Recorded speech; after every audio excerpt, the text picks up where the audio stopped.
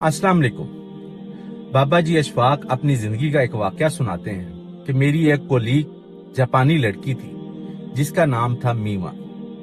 रमजानुल मुबारक में उसने मेरी रूटीन देखी और सवाल किया कि आप सुबह से लेकर शाम तक भूखे और प्यासे क्यों रहते हैं। बाबा जी कहते हैं मैंने उसे जवाब दिया, ये इस्लाम में एक इबादत है जिसका नाम रोजा है, मैं वो रखता हूँ। आगे से उसने पूछा कि क्या रोजे का मतलब ये है कि आपने सुबह से लेके शाम तक भूखा और प्यासा रहना है। बाबा जी ने कहा नहीं नहीं, रोजे का मतलब ये है कि आपने भूखा और प्यासा रहने के साथ साथ जितनी भी इखलाकी बुराइयां हैं, फहाशी, बदगुबानी, बदजबानी, बदतमीजी और चोरी, इन सारों से बचना है। उसने थोड़ी देर खामोशी इख्तियार की और बाबा जी से कहा कि बदजुबानी, बदगुमानी, फहाशी, चोरी, बेईमानी, जितनी भी ये चीजें आपने बताई हैं, आप तो खुशकिस्मत है कि सिर्फ 1 महीना आपको इन चीजों से बचना होता है, जबकि हमें तरबियत दी गई है कि आपने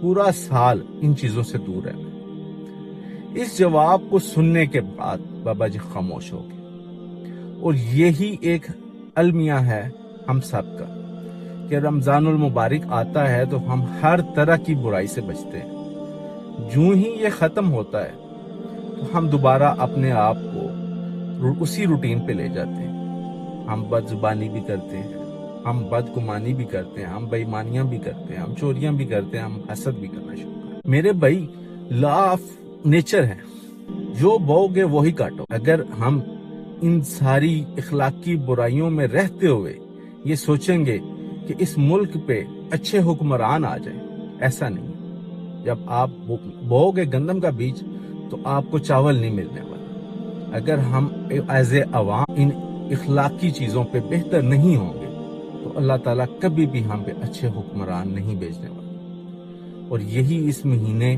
पे हमें सबको अहद करने की जरूरत है कि हम इन बेईमानियों से, बदगुमानियों से, बदजुबानियों से और फहाशी और चोरी, हसद, ये सारी बुराइयां जो इखलाकी हैं, ये हम अपने अंदर से निकाल कर फेंक, ताकि अल्लाह पाक हम पे हुक्मरान भी ऐसे ही भेजे। मुझे उम्मीद है हम सब इस रमजान में अहद करते हुए पूरा साल इस चीज के ऊपर आगे जाएंगे। और मैं दुआ करता हूँ अल्लाह पाक हम सब को हिदायत दे। बहुत बहुत शुक्रिया। Thank you, जज़ाक।